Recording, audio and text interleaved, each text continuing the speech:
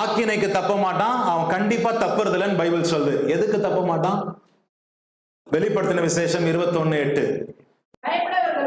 பயப்படுகிறவர்களுக்கும் அவிசுவாசிகளுக்கும் அருவருப்பானவர்களுக்கும் கொலைபாதகர்களுக்கும் விபச்சாரக்காரரும் சூனியக்காரரும்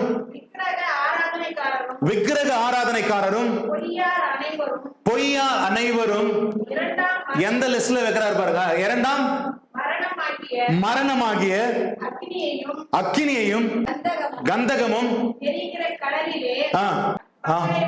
okay, அக்கினி நெருப்பு எரியிற இடத்துல வந்து அவங்க சேருவாங்க லாஸ்டான்னு சொல்றாரு. இரண்டாம் மரணம் சொல்றாரு. நம்ம எல்லாருக்குமே ஒரு மரணம் இருக்கு, ஆமா தானே? நம்ம எல்லாருக்குமே ஒரு மரணம் இருக்கு. ஒரு நாள் நம்ம மரிக்க போறோம். ஆனா ரெண்டாவது மரணம் இருக்கு பாருங்க. இத மரித்த பிறகு தேவன் நமக்கு ஜீவனை கொடுக்கிறது வேற, நித்திய ஜீவன், எப்பவுமே அவரோடு கூட இருக்கக்கூடிய ஒரு வாழ்க்கை. ஆனா மரித்த நம்மளுக்கு இன்னொரு மரணத்தை ஆண்டவர் சொல்றாருன்னா அது நரகத்தை குறிக்கிறது.